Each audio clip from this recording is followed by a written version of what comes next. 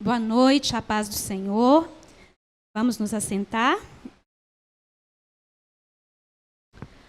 Boa noite a todos que estão em casa nos acompanhando.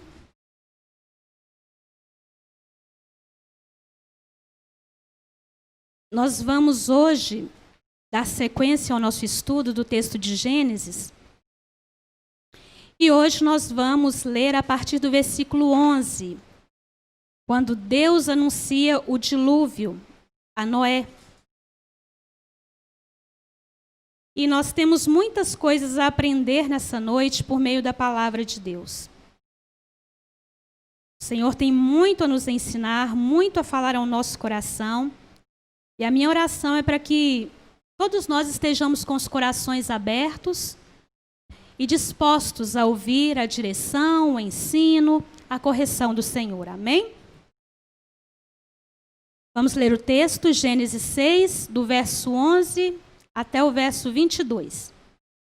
Diz assim: A terra estava corrompida à vista de Deus e cheia de violência.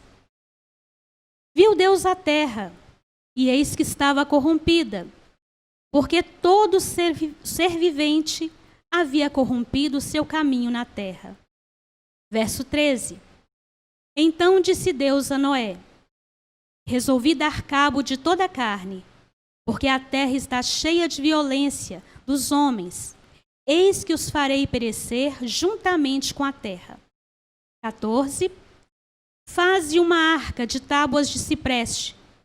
Nela farás compartimentos e calafetarás com betume, por dentro e por fora. 15. Deste modo a farás. De 300 côvados será o comprimento, de 50 a largura, e a altura de 30. Farás ao seu redor uma abertura de 1 côvado de altura. A porta da arca colocarás lateralmente. Farás pavimentos na arca, um embaixo, um segundo e um terceiro. Verso 17. Porque estou para derramar águas em dilúvio sobre a terra, para consumir toda a carne, em que há fôlego de vida debaixo dos céus. Tudo o que há na terra perecerá. Contigo, porém, estabelecerei a minha aliança. Entrarás na arca, tu e teus filhos, e tua mulher, e as mulheres de teus filhos. Verso 19. De tudo que vive, de toda a carne, 2 de cada espécie, macho e fêmea, farás entrar na arca, para os conservares vivos contigo. Verso 20. Das aves, segundo as suas espécies, do gado, segundo as suas espécies, de todo réptil da terra, segundo as suas espécies, 2 de cada espécie virão a ti, para os conservares em vida. 21. Leva contigo de tudo que se come, ajunta-o contigo, ser-te-á para alimento a ti e a eles. 22. Assim fez Noé, consoante a tudo o que Deus lhe ordenara.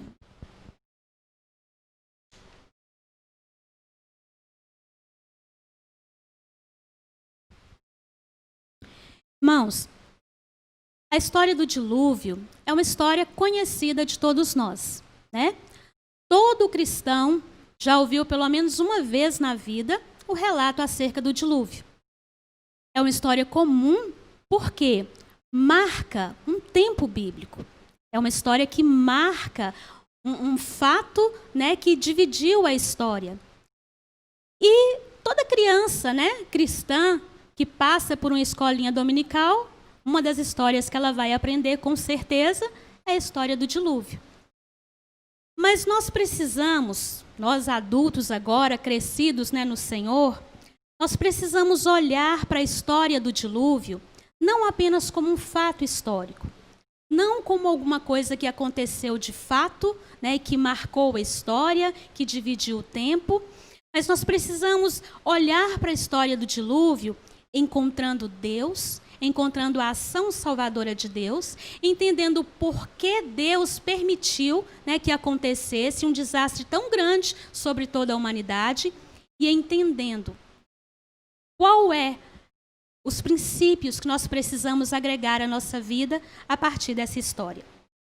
Bom, relatos sobre uma grande inundação, elas existem em várias histórias e em várias sociedades.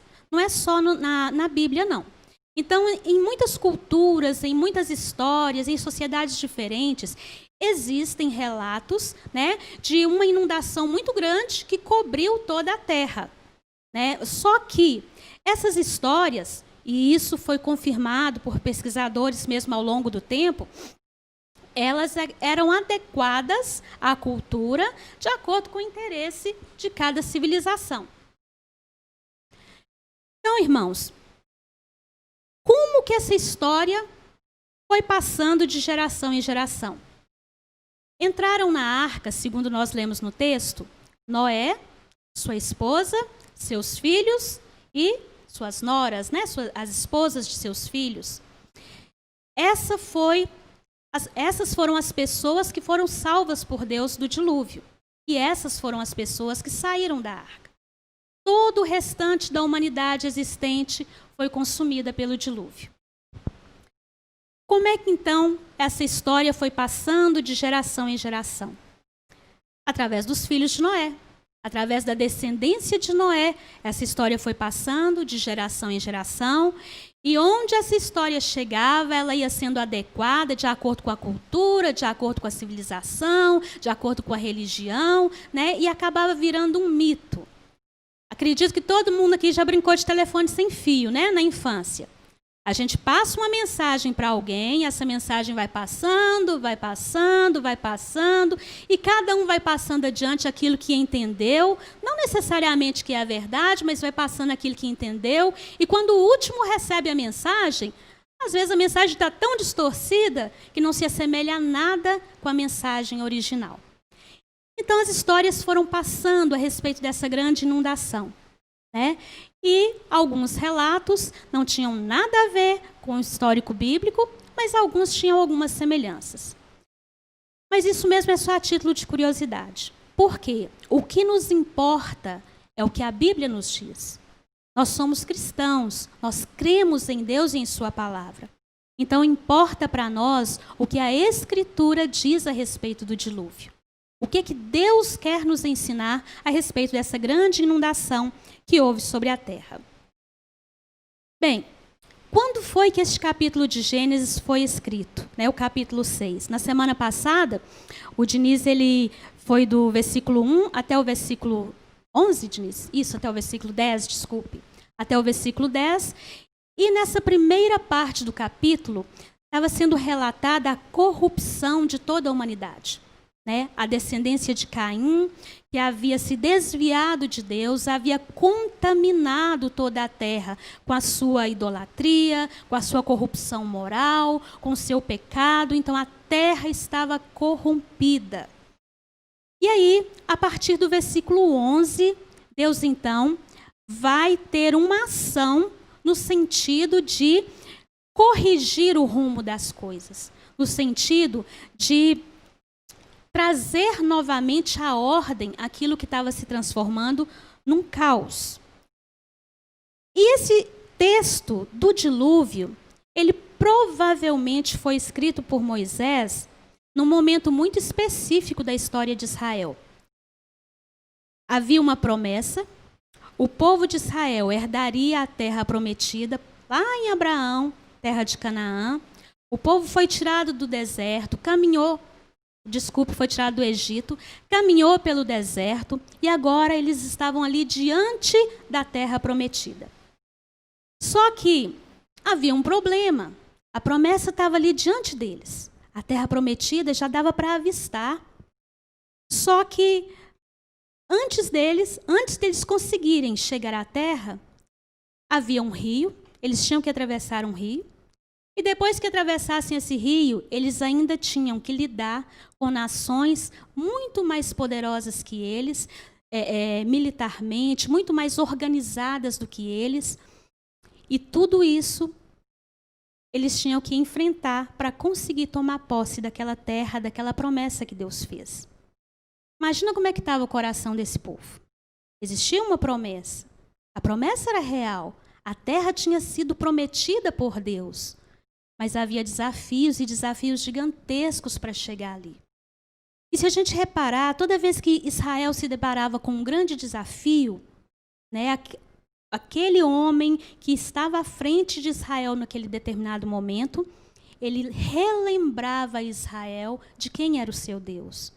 Relembrava Israel das vitórias que o seu Deus tinha dado a eles, para que isso fortalecesse a sua fé, para que isso os fizesse prosseguir, para que isso não os fizesse desanimar. Isso também é importante para nós, irmãos. Na nossa caminhada cristã, nós temos muitos desafios a seguir. E desafios que, às vezes, não sustentam a nossa fé. Então, a gente precisa olhar para trás. Olhar para quem é o nosso Deus. Quem é o Deus que nós servimos. Para que a nossa fé seja avivada. E para que nós possamos prosseguir rumo à promessa que o Senhor já nos fez. Amém? Então, esse povo estava ali. E Moisés, então, para fortalecer, para avivar a fé do povo, ele traz novamente essa história do dilúvio, acerca do dilúvio. Ele escreve essa história do dilúvio, mostrando para o povo que o Deus deles, o Deus de Israel, não era aquele Deus mitológico das histórias que eles tinham ouvido, mas era um Deus que tinha o controle soberano sobre todas as coisas. Que era o Deus que pôs ordem no meio do caos. Que era um Deus que puniu aqueles que se rebelaram contra ele, mas que agiu com graça junto com aqueles que obedeceram a sua lei, que obedeceram a sua palavra. E aí, voltando um pouquinho, no versículo 9, antes de entrar propriamente no texto do anúncio do dilúvio, aparece a história de Noé, né? Dentro do relato daquela geração completamente corrompida, eis que surge um homem que traz uma trajetória diferente. No versículo 9 diz assim: eis a história de Noé. Noé era um homem justo e íntegro entre os seus contemporâneos. Noé andava com Deus. O que isso quer dizer? Noé, no meio de uma geração completamente corrompida, ele se diferenciava, ele se destacava. Por quê? Por causa das suas habilidades? Não. Por causa dos seus méritos? Não. Mas porque Noé era justo. Noé era considerado justo, íntegro e era um homem que andava com Deus. Então, esse é o relatório de Noé. Íntegro, justo e que andava com Deus. Justo, no hebraico, a palavra é tzadak, não sei se eu estou pronunciando corretamente, mas significa reconhecer como correto, como certo.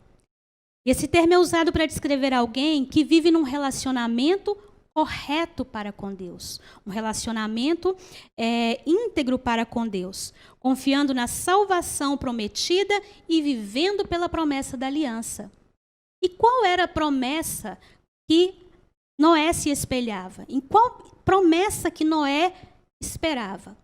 A promessa lá do Éden, que da mulher nasceria um descendente e esse descendente redimiria a terra, redimiria a humanidade. E esse descendente nós sabemos hoje que é o Senhor Jesus, né?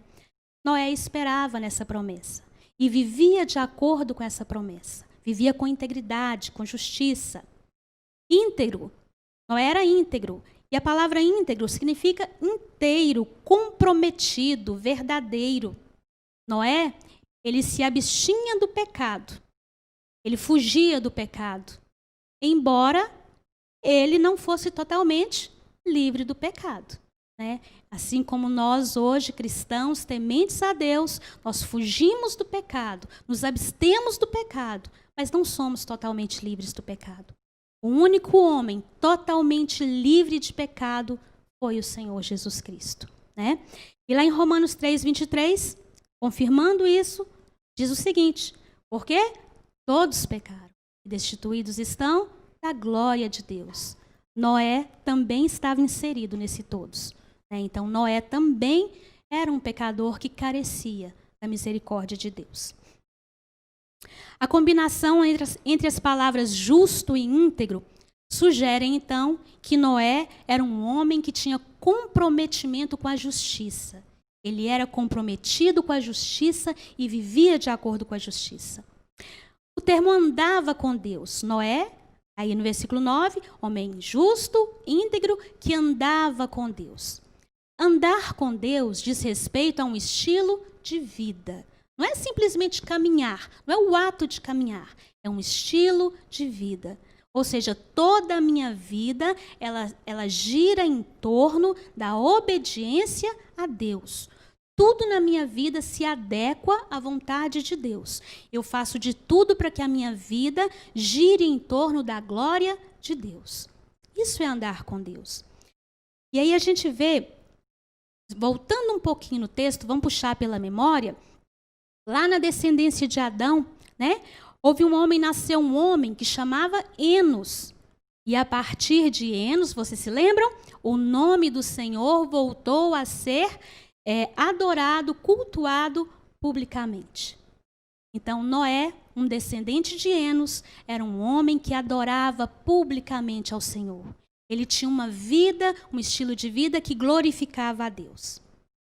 Bom, então, embora a humanidade estivesse prestes a viver um desastre sem precedentes, né, que era o dilúvio, então, quando a gente olhar para essa história, a gente não tem que focar na tragédia que foi o dilúvio, não. Mas a gente tem que focar na ação salvadora de Deus.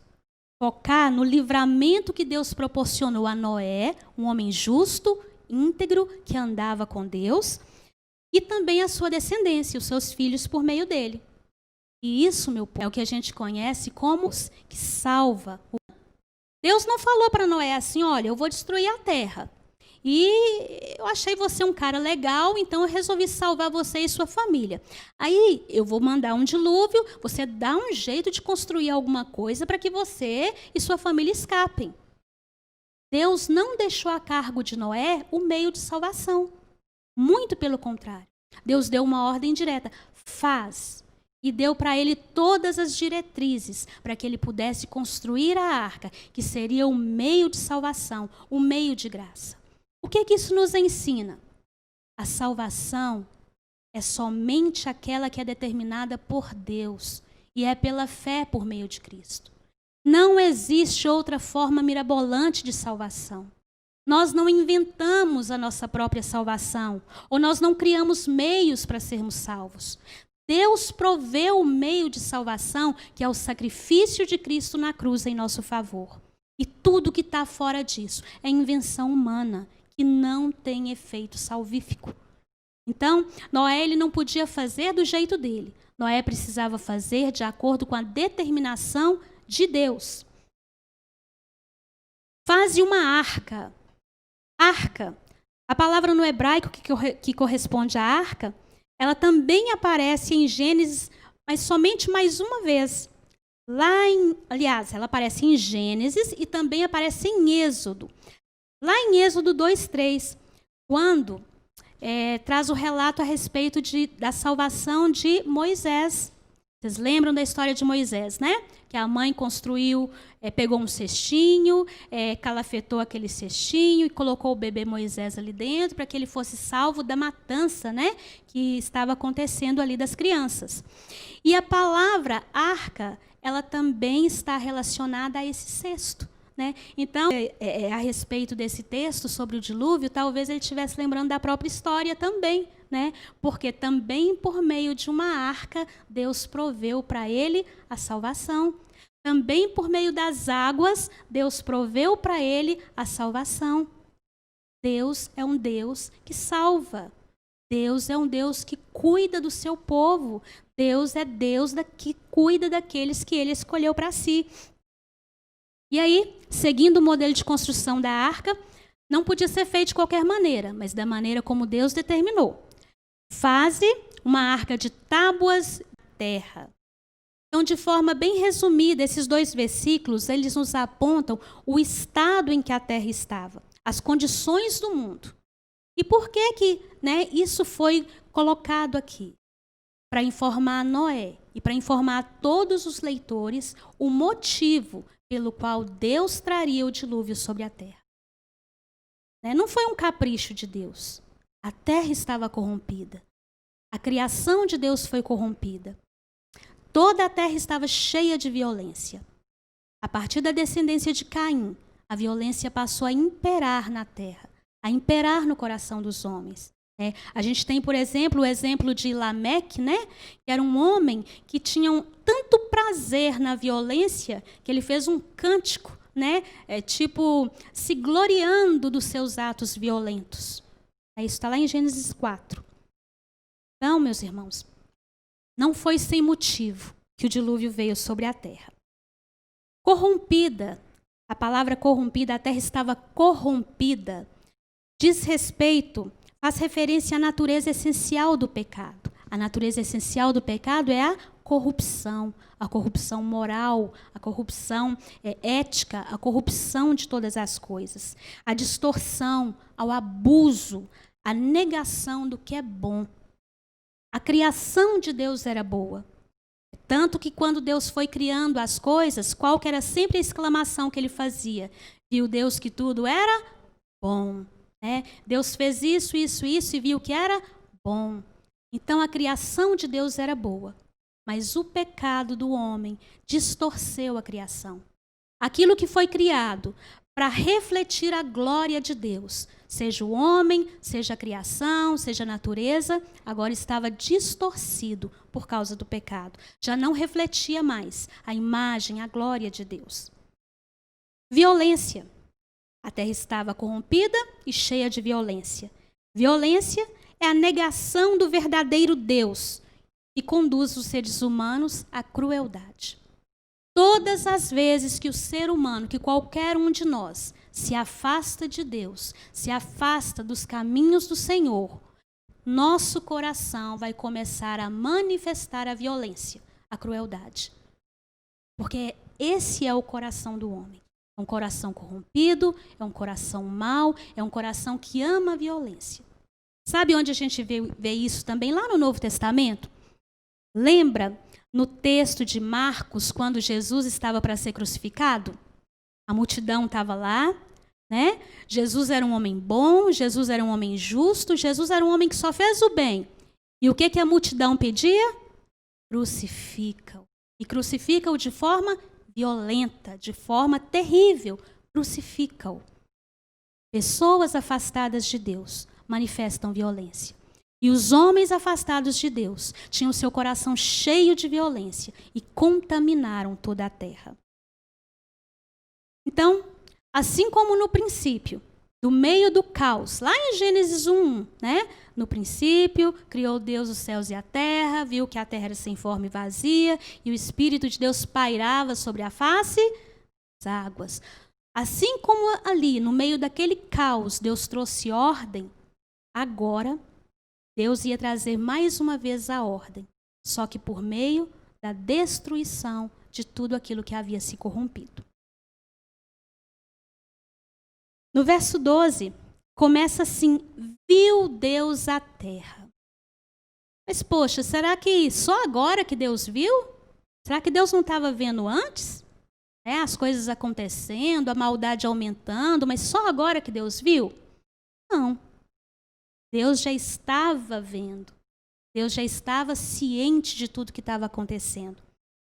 Mas essa expressão viu Deus significa o seguinte: a corrupção do homem, a corrupção moral, a corrupção da terra chegou a um nível tão alarmante, tão assim, impossível de suportar, que Deus não podia mais se abster de trazer o juízo. Deus não podia mais deixar que aquilo seguisse, que aquilo fosse adiante. Porque quando o homem pecou, quando o homem se afastou de Deus, ele começou a fazer funcionar uma engrenagem que o conduzia à autodestruição. Não somente da raça humana, mas de toda a terra, de toda a natureza. Aí no versículo 13 diz assim: Então disse Deus a Noé: resolvi dar cabo de toda a carne, porque a terra está cheia de violência dos homens, e eis que farei perecer juntamente com a terra. Farei perecer. No hebraico, a palavra, traduzida por perecer, é a mesma palavra usada para corrompida ou corrompido. É a mesma palavra. E o que isso nos mostra? Que Deus faria com a humanidade o mesmo que a humanidade fez com a sua criação. Sabe o que isso nos revela acerca de Deus? Que o nosso Deus é um Deus justo. E o nosso Deus, ele age de acordo com as nossas obras. Ele age com justiça. Ele age na mesma medida. Então, do mesmo modo, Deus também destruiria a terra para que a terra não desse mais sustento a esse homem que corrompera toda a criação, que corrompera todas as coisas. Ao se desviar de Deus e se corromper, toda a sociedade se colocou em autodestruição. Toda a carne, no versículo 13, resolvi dar cabo de toda a carne. Toda a carne ou todo ser vivente, É aquilo que faz referência à sede da vida, Todo ser que tem vida, todo ser que tem fôlego. E é diferente, por exemplo, de carnalidade, Porque a carnalidade se refere à maldade do homem que vive sob o domínio do pecado. Carnalidade, então, maldade do homem que vive debaixo do domínio do pecado. Todas as vezes, então, que eu ouvir essa palavra carnalidade, é o fruto daquele que vive debaixo do domínio do pecado. Então, toda a raça humana que havia resistido à influência do Espírito Santo de Deus estava marcada para a destruição, com exceção de Noé e da sua família. Toda a carne, todo ser vivente, com exceção de Noé e de sua família, estavam marcados para serem destruídos por meio do dilúvio. Isso nos mostra a longanimidade de Deus por meio da pregação de Noé. Porque enquanto Noé estava ali, ele recebeu uma instrução de Deus, que a gente vai ver logo aqui adiante, que é a de construir a arca. Primeiro foi anunciado a ele: eu vou fazer com que a terra e toda a humanidade pereça por causa de sua maldade, por causa de sua corrupção. E Deus deu as instruções para que fosse construída uma arca, Um meio de salvação. Enquanto essa arca estava sendo construída, enquanto Noé estava ali, pregando tábuas, construindo aquela embarcação, o arrependimento estava sendo pregado. A construção da arca pregava para aquele povo o tempo inteiro que eles precisavam se arrepender, que eles precisavam voltar para Deus, que eles precisavam retomar a rota, alinhar o seu caminho à vontade de Deus. Em 1 Pedro 3,20, a gente vê um relato a respeito disso, que por meio de Noé, o próprio Cristo pregou para aquelas pessoas que estavam vivendo debaixo da corrupção moral, mas não houve por parte deles o arrependimento. Por isso veio o juízo de Deus. Aí no verso 14, vem a instrução de Deus: faze uma arca de tábuas de cipreste, nela farás compartimentos e a calafetarás com betume por dentro e por fora. Faze é uma ordem, uma direção. Não é se você quiser, você vai fazer. Faze. Deus deu uma ordem direta para Noé, para que ele construísse essa arca. E foi Deus que especificou como que a arca deveria ser construída. Sabe por quê? Porque a arca era o meio de salvação provido por Deus. E Deus não deixa os meios de salvação a cargo da imaginação humana. Deus não falou para Noé assim: olha, eu vou destruir a terra. E eu achei você um cara legal, então eu resolvi salvar você e sua família. Aí eu vou mandar um dilúvio, você dá um jeito de construir alguma coisa para que você e sua família escapem. Deus não deixou a cargo de Noé o meio de salvação. Muito pelo contrário. Deus deu uma ordem direta: faz. E deu para ele todas as diretrizes para que ele pudesse construir a arca, que seria o meio de salvação, o meio de graça. O que isso nos ensina? A salvação é somente aquela que é determinada por Deus e é pela fé por meio de Cristo. Não existe outra forma mirabolante de salvação. Nós não inventamos a nossa própria salvação, ou nós não criamos meios para sermos salvos. Deus proveu o meio de salvação, que é o sacrifício de Cristo na cruz em nosso favor. E tudo que está fora disso é invenção humana, que não tem efeito salvífico. Então, Noé ele não podia fazer do jeito dele. Noé precisava fazer de acordo com a determinação de Deus. Faze uma arca. Arca, a palavra no hebraico que corresponde à arca, ela também aparece em Gênesis, mas somente mais uma vez. Aliás, ela aparece em Gênesis e também aparece em Êxodo. Lá em Êxodo 2:3, quando traz o relato a respeito da salvação de Moisés.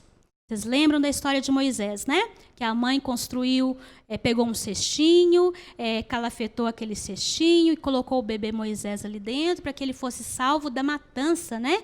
Que estava acontecendo ali das crianças. E a palavra arca, ela também está relacionada a esse cesto. Deus proveu para ele a salvação. Também por meio das águas, Deus proveu para ele a salvação. Deus é um Deus que salva. Deus é um Deus que cuida do seu povo. Deus é Deus que cuida daqueles que ele escolheu para si. E aí, seguindo o modelo de construção da arca, não podia ser feito de qualquer maneira, mas da maneira como Deus determinou. Faze uma arca de tábuas de cipreste. O cipreste era uma madeira resinosa, que soltava bastante resina, e por isso ela tinha uma certa impermeabilidade, era uma madeira leve, então uma madeira que talvez fosse muito usada em construção de embarcações. E aí, se a gente parar para pensar, na história de um modo geral, né, a gente tem ali toda a teoria da evolução, que diz que o homem veio do macaco, né, depois ele foi se tornando Homo erectus, aquela coisa, rabiscando nas paredes, né? E a gente vê aqui no relato bíblico que já nessa época, engenhoso, ele já sabia marcenaria, ele já sabia metalurgia, como o pastor André pregou, ele já tinha essas habilidades. E imagina o tamanho da habilidade que Noé precisava ter para construir um barco, né? Uma embarcação tão grande e com tantos detalhes. Então, Deus deu habilidades. E aí isso confirma para nós que fomos feitos em imagem e semelhança de Deus e não descendentes de um macaco, né? Só um parêntese. E aí, a gente seguindo aqui, a gente vê alguns termos, né? E calafetarás com betume. Betume, na verdade, se a gente fosse trazer para os nossos dias, o betume é como se fosse o piche, né, usado no asfalto que cobre as nossas ruas. E esse betume, ele era passado, né, ali nas frestas da arca, para que não entrasse umidade, para que não entrasse água. E a mãe de Moisés também calafetou o cestinho de Moisés com esse mesmo betume, para que não entrasse água e para que o bebê Moisés pudesse navegar com segurança pelas águas. Versículo 15. Deste modo a farás. De 300 côvados será o seu comprimento, de 50 a largura e a altura de 30. Côvado é uma palavra estranha para a gente, mas é uma unidade de medida dos tempos antigos, né? Os povos antigos usavam essa unidade de medida, côvado. E ela não é uma medida exata, né? Então, a gente nunca vai ter uma medição exata feita em côvados. A gente tem parâmetro. Então, ela media mais ou menos 45 centímetros. Por que mais ou menos? Porque correspondia à medida do cotovelo até o dedo médio de um homem. Então, se o homem fosse maior, o côvado seria maior. Se o homem fosse menor, mais compacto, a medida do côvado também seria menor, mais compacta. Por isso, não é uma medida exata. Mas trazendo isso, né, convertendo isso para metros, Então, a arca teria aproximadamente 135 metros de comprimento, 22 metros e meio de largura e 13 metros de altura. Era um barco bem grande, né? Era um barco nas proporções dos barcos que a gente tem hoje em dia. Só para a gente tentar visualizar. 13 metros de altura seria mais ou menos um prédio de 4 andares, não é isso? É isso, pastor André? Mais ou menos? Mais ou menos, né? Em média, um prédio de 4 andares, só para a gente tentar entender e visualizar. Exatamente. 135 metros de comprimento. Só para a gente tentar fazer uma referência, eu fui buscar uma medida aproximada. Sabe esse ônibus que a gente pega de manhã para ir trabalhar, esse ônibus municipal? Cada ônibus desse mede 3,2 metros. Então, o comprimento da arca era mais ou menos quase 11 ônibus enfileirados, um atrás do outro. Não era grande para chuchu, né? Era bem grande a arca. Enfim, essas eram as medidas grandiosas daquela embarcação que Deus deu ordem para que Noé fizesse. Versículo 16, perdão. Farás ao seu redor uma abertura de um côvado de altura. A porta da arca colocarás lateralmente. Farás pavimento na arca, um embaixo, um segundo e um terceiro. Farás ao seu redor uma abertura de um côvado de altura. Então, ao redor de toda a arca tinha uma abertura de um côvado, nós já vimos que é mais ou menos 45 centímetros. Para que essa abertura? Para que entrasse luz e entrasse ar. A arca era toda fechada, então tinha que haver, funcionava mais ou menos como uma clarabóia que deixava entrar ar e deixava entrar também a luminosidade. E a porta era apenas uma porta comum a todos, comum a Noé, a sua família e a todos os animais que entraram na arca. Só é mencionada uma porta. Por quê? Porque a porta representa o acesso à provisão de Deus, a provisão salvífica de Deus. Apontando para quem? Para o nosso Senhor Jesus Cristo. Existe um Salvador. Existe uma porta. Lá em João 10, Jesus diz a respeito dele mesmo. Eu sou a... Então, a arca, o instrumento de salvação, o meio de salvação que Deus proveu para nós. Uma porta. Está vendo como toda a história, todo o relato bíblico, Gênesis a Apocalipse, aponta para Jesus. Aponta para o Cordeiro. E a gente precisa olhar para as Escrituras, procurando Jesus. Está no meio de toda ela. Verso 17, desculpe. Porque estou para derramar águas em dilúvio sobre a terra para consumir toda a carne, e há fôlego de vida debaixo do céu. Tudo o que há na terra perecerá. Águas de dilúvio. Queria muitas águas. Águas como nunca antes. Águas sem precedente. Só que Deus controlou o dilúvio. Deus reinou sobre o dilúvio. As outras histórias mitológicas que tratam a respeito da grande inundação que houve sobre em muitas delas, dizem que deuses perderam o controle das... As Escrituras dizem que o nosso Deus tem controle sobre todas as coisas. E lá no Salmo 29:10 diz assim: o Senhor preside os dilúvios como rei, o Senhor presidirá para sempre. O nosso Deus é Senhor sobre toda a criação. Ele governa sobre as coisas. Ele tem controle sobre as coisas. Mais uma faceta do caráter de Deus aqui sendo revelada. Domínio, controle sobre tudo, soberania. E quando ele fala, que a terra, toda a carne pereceria. Aí essa questão de a terra, existem algumas discussões, a respeito disso, de alguns estudiosos, em dizer se é toda a terra ou se era somente a terra. Mas, no fundo, isso para nós não tem muita importância. O que nos importa, o que tem importância para nós, é saber que o dilúvio cobriu toda a região onde havia habitando. Onde houvesse um ser humano, um ser humano, o dilúvio cobriu como juízo terra. Verso 18. Contigo, porém, estabelecerei a minha aliança. Trarás na arca tu e teus filhos, tua mulher e as mulheres de teus filhos. 9. De tudo que vive, de toda a carne, 2 de cada espécie, macho e fêmea, farás entrar na arca, para os conservares vivos contigo. Então, aqui nos versículos 18 e 19, a gente vê Deus, ele preservando uma pequena amostra que ele criou. Né? No verso 18, ele preserva preserva uma porção da raça humana. No verso 19, ele preserva os animais. No verso 20, ele preserva algumas plantas. Então, toda essa pequena quantidade preservada por Deus também nos aponta,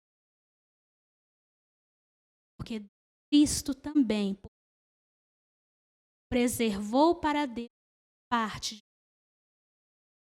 remanescente, fiéis, obedientes, íntegros, justos, que andam com Deus, a exemplo de nós.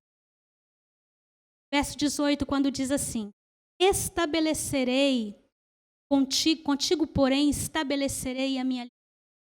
Estabelecerei. Esse termo no hebraico significa confirmar. Deus não estava ali começando uma aliança com nós. Deus estava confirmando.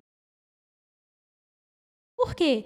Porque lá atrás, no versículo 8, já nos é dito que Noé achou graça diante de Deus. Então, Noé já caminhava com Deus. Noé já era um homem que vivia segundo os padrões morais de Deus. Então, Deus estava ali confirmando a aliança dele conosco. E assim, Noé foi guardado, foi preservado.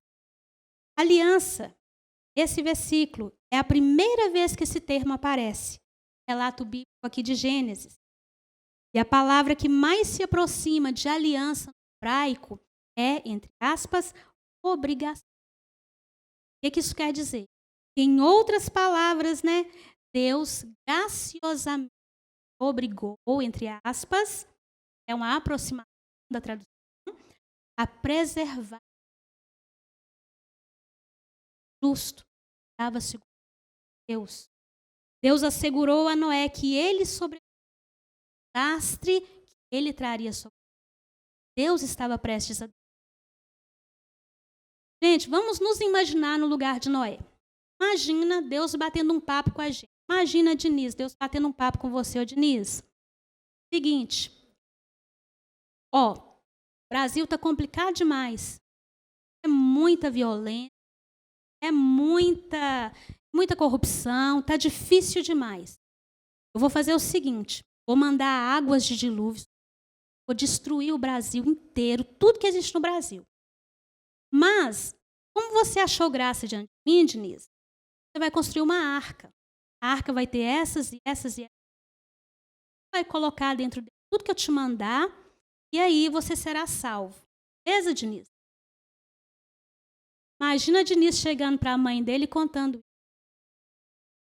Mãe, aqui, Deus falou comigo. Diz que vai destruir o Brasil. E eu tenho que construir uma arca imensa, de acordo com a orientação que ele está me dando. No mínimo, ele ia ser taxado de louco, maluco. Agora, imagina Noé chegando para sua esposa, chegando para os seus filhos, para as horas, contando essa. Muito provavelmente, num primeiro momento, eles não acreditaram. Né? E assim, que garantia que Noé tinha de que ele também... Palavra por Deus. A aliança. Por isso Deus, para que Noé prevalecesse todos os desafios que ele tivesse. Medo, o desafio das injúrias que ele sofria, os desafios dos deboches. Você imagina, gente, um lugar onde não chovia, né? Aquele homem lá no meio do deserto, construindo um barco gigante, o povo passando. Né? Imagina a chacota que não foi, né? Porque Noé estava obedecendo a ordem de Deus. O que fazia Noé permanecer? O que fazia Noé não chutar o balde? De que Deus tinha empenhado a sua própria palavra. E a palavra não pode ser mexida. O que vai sustentar a nossa caminhada? Quando às vezes nós, por obedecer a Deus, nós somos taxados de loucos, sofremos chacota, vai sustentar. Continuar crendo na promessa de que o descendente da mulher ele veio, mas ele voltará a buscar a sua noiva, para buscar a igreja. Essa precisa ser a nossa esperança. Esse precisa ser o nosso alvo. Sabe, as dificuldades, os desafios que nos cercam não podem deixar com que essa esperança ela se apague. É isso que nos vai dar ânimo para prosseguir, para não desistir jamais. Aí Deus diz para Noé: tu e teus filhos entrarão na arca. Mas quem era justo diante de Deus? Não era Noé? Noé que era justo, Noé era íntegro, Noé que andava com Deus. Então, por que tu e teus filhos? Porque bênçãos da aliança também estavam sobre a família. Então, por causa da integridade e da justiça de Noé, a família dele foi beneficiada. Eles também seriam preservados. Porém, não se engane. Salvação individual. Um filho de crente, pai, temente ao Senhor, e pode sim ser guiado pela aliança dos pais com Deus. São até participantes ali das bênçãos. Salvação pela cada um.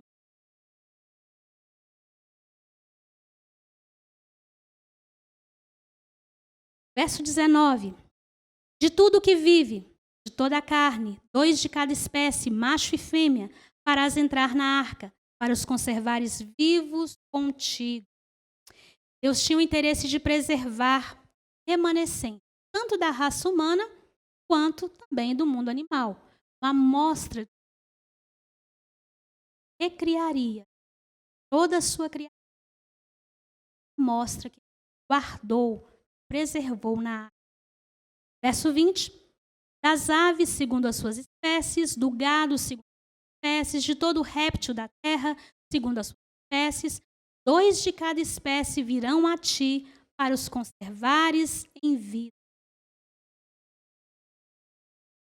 Quando fala de espécies aqui, irmão, é espécies que a gente conhece de acordo com a nossa biologia moderna, não, tá? Essas divisões aqui não. Mas, na verdade, são as divisões de espécies, segundo está listado em Gênesis 1, 24. Lá em Gênesis 1, 24 fala animais domésticos, répteis e selvagens. Então, um casal de cada uma dessas espécies aqui foram designadas. E aí Deus diz, virão a ti. Então, Deus traria um casal de cada uma das espécies até nós. Porque seria uma tarefa praticamente impossível. Noé, melhor dizendo, ir buscar um casal de cada espécie. Tamanha variedade de animais. Precisava haver uma intervenção. E durante toda a construção da arca, inventou muitas intervenções divinas. Será que em nenhum momento quiseram matar Noé? Certeza. Porque Noé estava trazendo juízo sobre o povo por causa da sua obediência. Muitas vezes, provavelmente, fossem preservados, já que a violência enchia.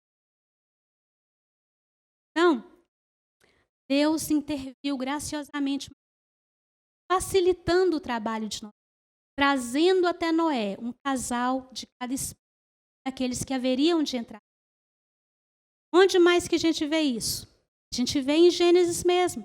Quando Deus trouxe até Adão, os animais fez passar diante de Adão os animais, Adão desce a eles, come-os, nomeasse. Então, os animais foram quando Deus trouxe, Adão. Agora, mais uma vez, trazia até de cada animal, mostrando tudo, né, e que todos obedecem.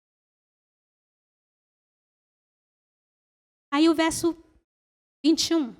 Leva contigo de tudo que se come, ajunta-o contigo, ter-te-á por alimento a ti e a eles. E durante todo o período de construção da arca, bem foi um período de ajuntar provisão.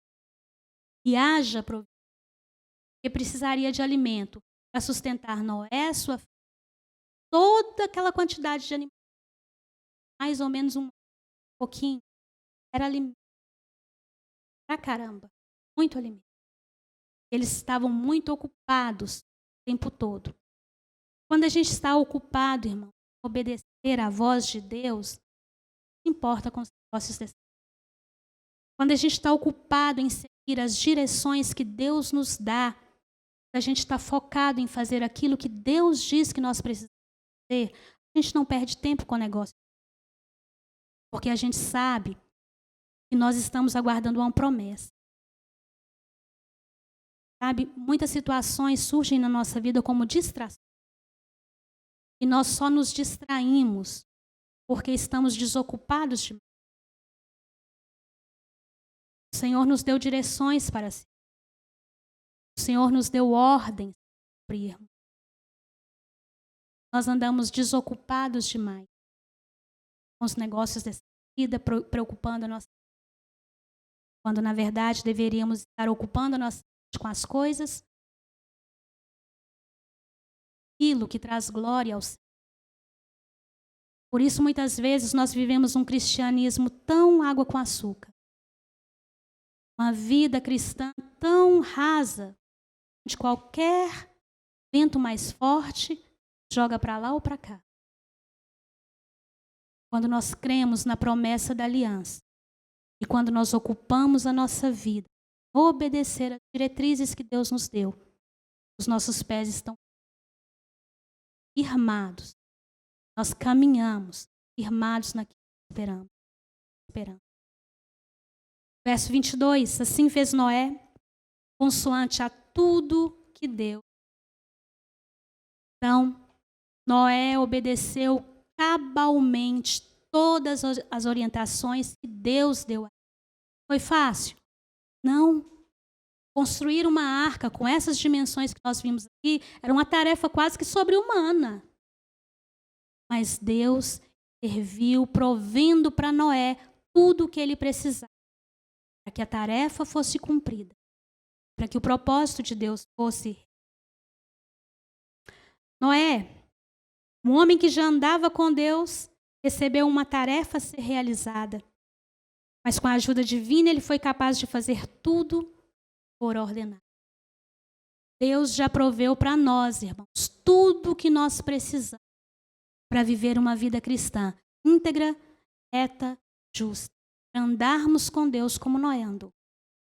Ele já proveu Cristo, e com Cristo ele proveu todas as coisas, para que nós pudéssemos desenvolver dia a dia nossa salvação, aperfeiçoando a nossa vida na santidade, no amor, crescendo, florescendo, frutificando para a glória.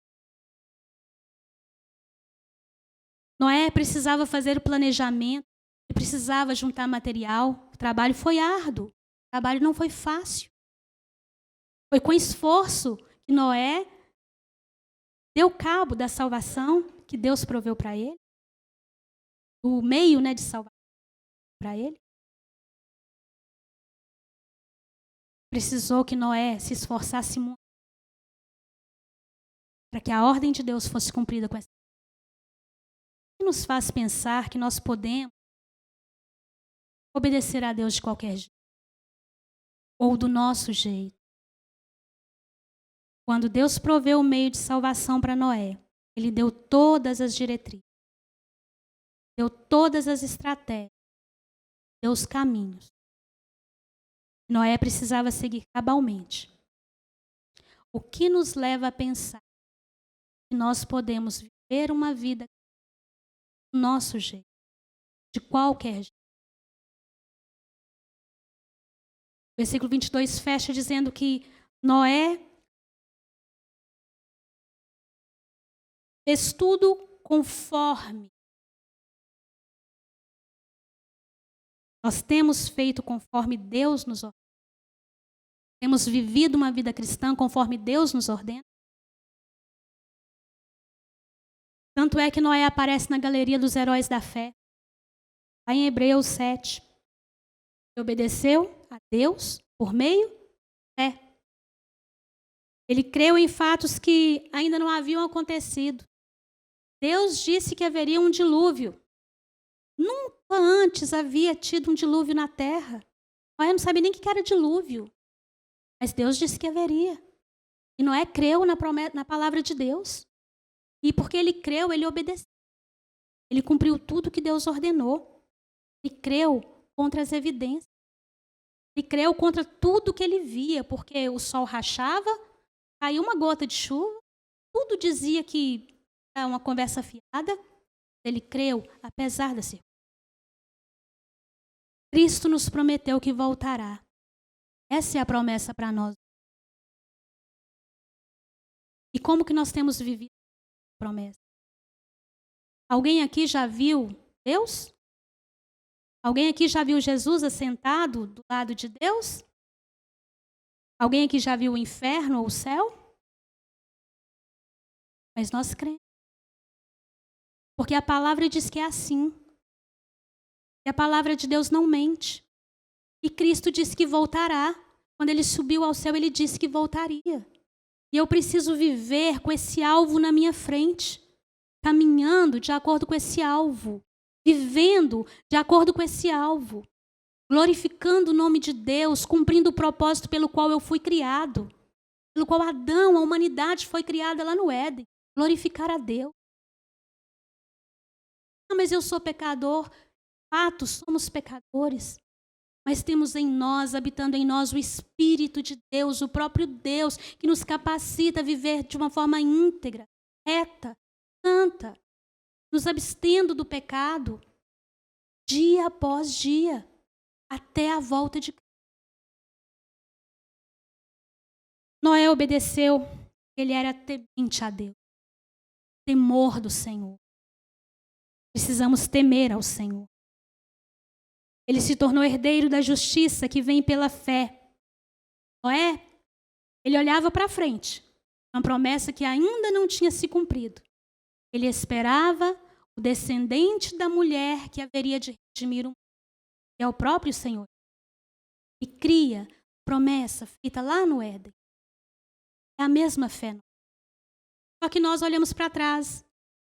Nós olhamos para Jesus, olhamos para o passado, para o sacrifício de Jesus na cruz, que nos redimiu do pecado, que nos leva de volta para Deus.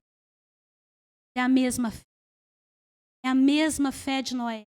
É a mesma fé da igreja. É a mesma fé da descendência. Teme a Deus.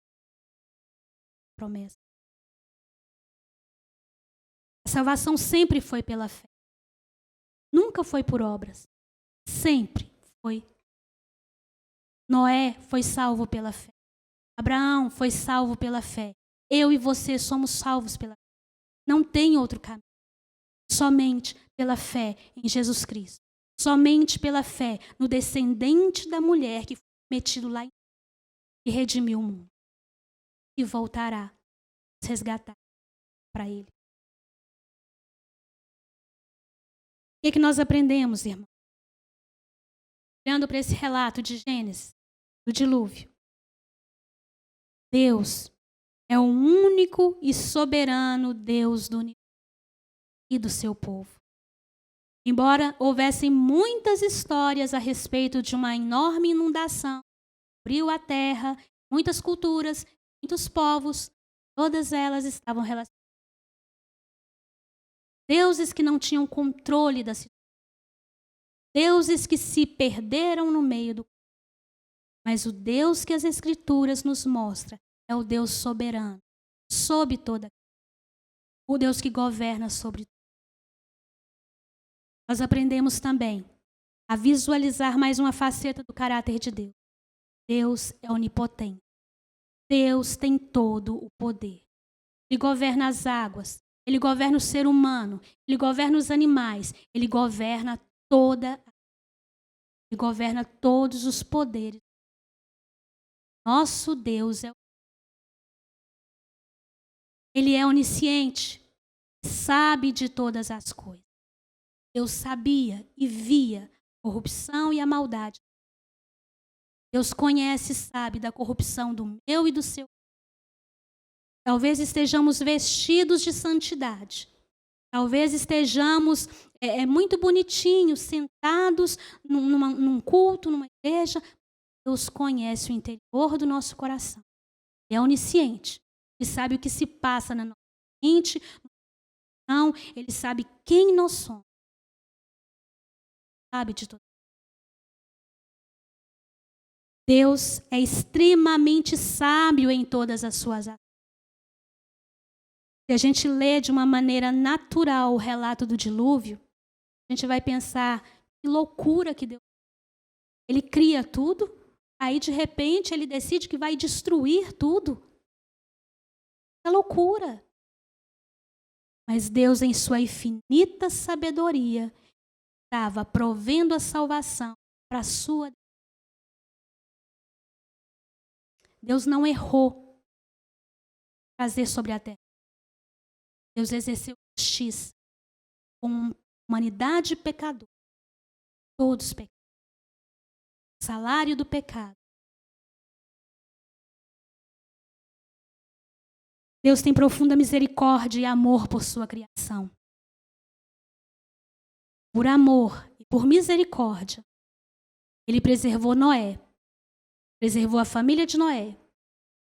Preservou uma porção dos animais, todo ser vivente. Por amor, por misericórdia. E por fim, Deus se revelou ao seu povo. Deus se revelou a Noé. Deus se revelou a Abraão. Deus se revelou a Moisés. E Deus se revela a mim e a você por meio da... E cada vez que somos expostos a ela, nós nos tornamos indesculpáveis. Porque o Senhor, Ele nos dá a direção. Ele nos ensina o caminho. Ele nos aponta por onde devemos andar. Ele nos proveu tudo o que nós precisamos. Salvação em Cristo. Nos redime. O Espírito Santo que nos conduz. Verdade. Ele nos prometeu voltar, nos buscar, estarmos eternamente com Ele. Nós tememos ao Senhor. Nós andemos de modo íntegro, justo, de modo reto. Que o nosso Pai, irmãos, nós possamos então, todas as vezes que lembrarmos a história do dilúvio, nunca mais olhar para essa história como um desastre que houve sobre a terra. Olhar para ela enxergando a provisão salvífica de Deus para todo aquele que é temente ao Senhor. Hein? É?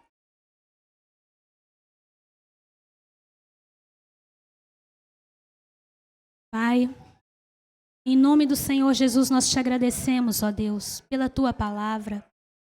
Senhor, que por meio dela o Teu Espírito Santo, Pai, esteja trabalhando o nosso caráter, esteja nos aperfeiçoando, Pai, nos tornando como Noé, justos e íntegros, ó, dispostos a andar com o Senhor e a viver, Senhor, de modo digno do chamamento que nós temos em Cristo. Pai, que em nome do Senhor Jesus, cada um dos meus irmãos, ó Pai, seja tocado no seu interior. Deus, que o Senhor quebre de nós as fortalezas da nossa mente, todos os sofismas, ó Pai, todo o engano que ainda habita em nós.